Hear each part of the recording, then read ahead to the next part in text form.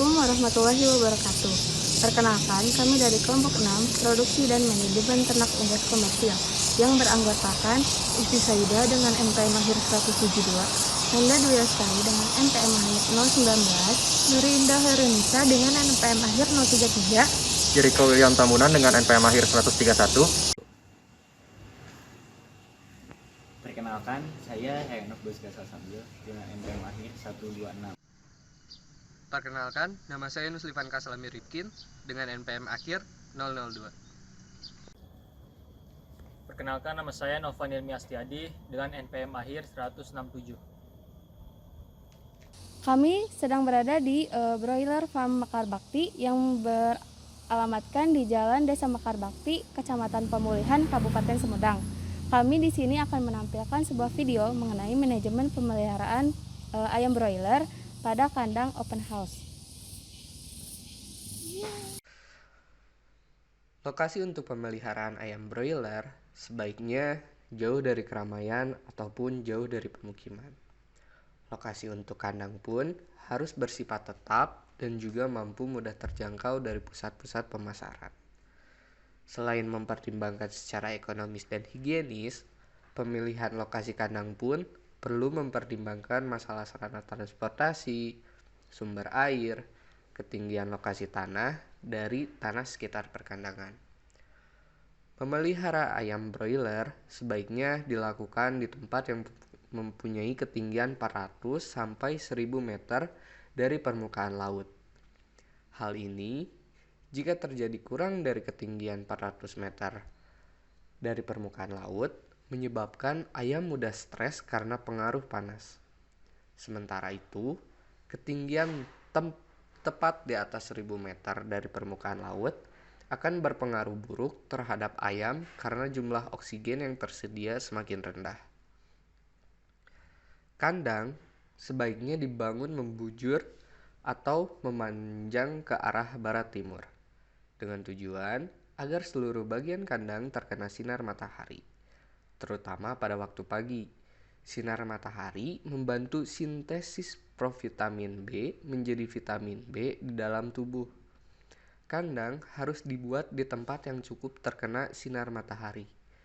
Kandang yang menghadap barat timur memiliki keuntungan diantaranya kandang tidak panas dan sinar matahari pagi baik untuk kesehatan, terutama pembentukan provitamin D yang sangat dibutuhkan dalam pembentukan tulang. Kandang merupakan salah satu kebutuhan penting dalam usaha peternakan. Kandang yang baik adalah kandang yang dapat memberikan kenyamanan bagi ayam. Mudah dan tata laksana dapat memberikan produksi yang optimal. Memenuhi persyaratan kesehatan dan bahan kandang mudah didapat serta murah harganya. Kondisi kandang harus diperhatikan dengan baik yang memacu pada prinsip ideal yang senantiasa memberikan perhatian pada temperatur lingkungan, kelembapan udara, dan sirkulasi atau pertukaran udara. Berdasarkan namanya, tipe kandang ayam broiler jenis open house adalah jenis kandang ayam yang memiliki dinding terbuka. Bahan konstruksi utama untuk membuat tipe kandang open house ini umumnya menggunakan kayu dan bambu. Dengan menggunakan bahan tersebut, kandang open house menjadi relatif lebih murah untuk membuatnya. Konstruksi kandang open house yang pertama adalah atap kandang. Untuk bagian atap, wajib sekali membuat atap yang mampu menyalurkan udara dan cahaya dengan baik. Tujuannya agar pergantian udara dan pembuangan udara beracun seperti NH3 dan H2S lebih maksimal. Bahan yang digunakan diantaranya dapat berupa asbes, seng, ijuk, genteng, ataupun aluminium foil. Perlu juga diperhatikan kemiringan atap. Kemiringan atap yang pas adalah antara 30 sampai dengan 40 derajat, agar air bisa cepat turun dan tidak menggenang di atap untuk menghindari air masuk ke dalam kandang. Selanjutnya adalah konstruksi lantai kandang. Untuk lantai kandang tergantung tipe kandang yang digunakan. Apabila menggunakan tipe panggung, lantai kandang tidak perlu diberikan liter. Dengan kondisi lantai yang tidak berada pada permukaan tanah, keuntungannya yaitu kotoran ayam menjadi tidak terlalu menumpuk di dalam kandang. Hal ini akibat lantai kandang terbuat dari bilah bambu yang agak renggang, sehingga kotoran ayam turun ke tanah secara langsung. Sedangkan pada tipe postal, lantai dasar kandang berada tepat di permukaan tanah. Kondisi kandang yang secara langsung berada di permukaan tanah tentu dapat menghemat energi dan biaya dalam proses pembangunannya. Namun di sisi lain, ayam broiler sangat rentan di kondisi suhu ekstrim, sehingga bersentuhan langsung dengan tanah akan sangat beresiko. Untuk itu, perlu adanya penggunaan sekam di setiap permukaan tanah agar dapat mencegah terjadinya resiko kematian ayam. Selanjutnya, konstruksi dinding. Dinding kandang bertujuan agar ternak dapat terhindar dari bahaya. Pada kandang open house, dinding kandang memiliki struktur terbuka, di mana sirkulasi udara di dalam kandang menjadi sangat bebas. Bahkan cahaya matahari bisa secara langsung masuk ke kandang. Untuk itu, perlu adanya alat tambahan seperti kipas untuk mengatur suhu di kandang. Tinggi dinding minimal 1,8 meter untuk kandang postal atau panggung tunggal, sedangkan untuk tinggi dinding bawah minimal 2 meter dan tinggi dinding kandang atas minimal 1,7 meter. Untuk bahan dinding, bisa menggunakan bambu ataupun kawat dengan didukung tiang yang kokoh terbuat dari bambu, kayu, atau puncor, sementara sisinya bisa berupa bambu ataupun kawat. Selanjutnya adalah kepadatan kandang. Pada target panen ayam ukuran besar lebih dari 1,8 kg dengan kepadatan 6-7 ekor per meter persegi. Sedangkan untuk target panen ayam ukuran sedang 1,4 sampai dengan 1,8 kg dengan kepadatan sebesar 8 ekor per meter persegi. Terakhir, untuk target panen ayam ukuran kecil 0,8 sampai dengan 1,5 kg dengan kepadatan sebesar 9 sampai dengan 12 meter persegi. Peralatan kandang broiler open house biasanya terdiri dari tempat pakan dan minum, brooder atau indukan, serta alat-alat sanitasi. Alat-alat kandang yang digunakan tentunya memenuhi kualitas dan kuantitas supaya ayam merasa nyaman dipelihara secara berkelompok. Peralatan kandang harus selalu dibersihkan dalam upaya mencegah masuknya bibit penyakit. Umumnya, tempat pakan yang dipakai pada pemeliharaan broiler ada chick feeder tray dan round feeder. Chick feeder tray merupakan tempat pakan yang dipakai pada fase ayam 1 hari sampai 2 minggu dengan kapasitas 100 DOC per buah. Kemudian, tempat pakan diganti dengan round feeder yang kapasitasnya bermacam-macam. Semakin bertambahnya umur ayam, maka tempat pakan yang ada harus ditambahkan.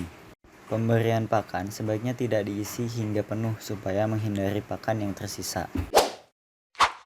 Tempat minum pada ayam pedaging memiliki 2 jenis, yaitu chick fountain dan round drinker atau tempat air bundar.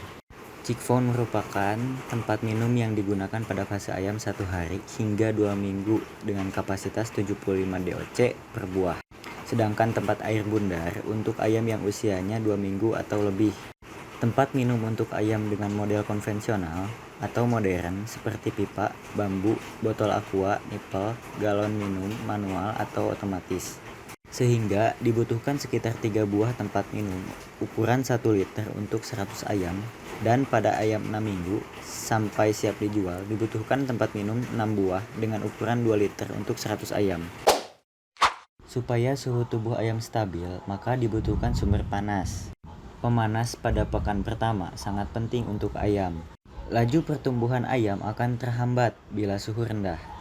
Begitupun suhu tinggi bisa membuat ayam dehidrasi juga menghambat laju pertumbuhan, bahkan menyebabkan kematian. Suhu induk buatan yaitu 32 derajat Celcius pada hari pertama dan diturunkan 2,8 derajat Celcius per minggu. Pada usia 2 minggu sampai dipasarkan, unggas tidak membutuhkan lagi alat pemanas buatan dan upayakan suhu lingkungan 21 derajat Celcius.